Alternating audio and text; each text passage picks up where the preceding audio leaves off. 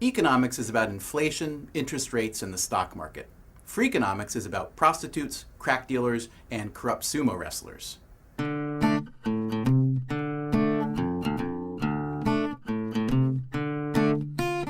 Well, it turns out that hurricanes, highway deaths, and heart attacks are all really tough problems that seem intractable, unsolvable perhaps, but if you're smart enough, you can find clever, simple solutions that save a whole lot of people's lives.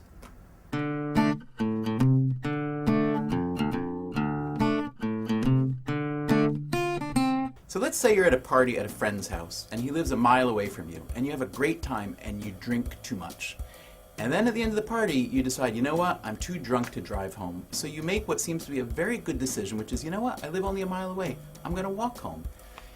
The question is that really a good decision? Well, we looked at the data and it turns out that walking drunk is about 8 times more dangerous than driving drunk. You stand a much greater chance of actually getting killed walking drunk than driving drunk. So if you're at this party and your friend is there and he realizes what's going on, he's not going to let you walk home either, because friends, remember, don't let friends walk drunk.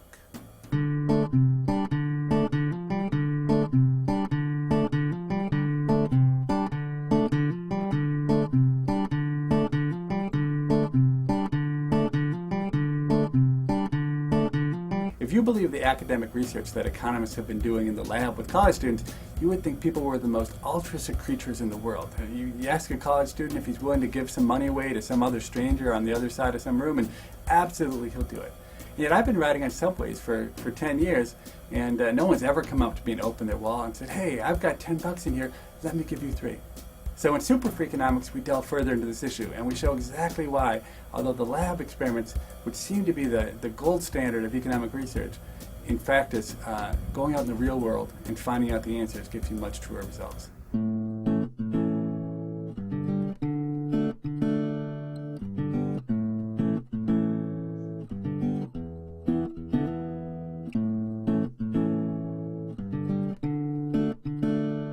If everybody in the world ate a little bit less beef and a little bit more kangaroo, it would probably be really good for global warming, because as it turns out, cows and other ruminants give off methane every time that they breathe, every time that they fart, and their manure gives off methane, and methane is an incredibly powerful greenhouse gas, much worse than carbon dioxide.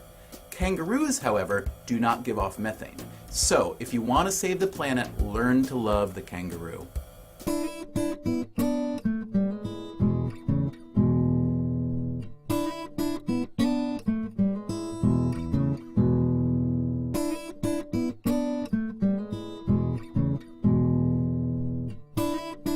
So I did a study of prostitutes in Chicago, and real time went out and tracked the tricks they were doing, thousands of tricks, hundreds of prostitutes. And what we discovered is that there was an unlikely time which was the best weekend of the year for the prostitutes. In Chicago, they have a lot of family reunions where people come from all over the country, and the 4th of July is one of those weekends where when people come and should be barbecuing with Aunt Ida, they're instead sneaking off to have dalliances with these prostitutes.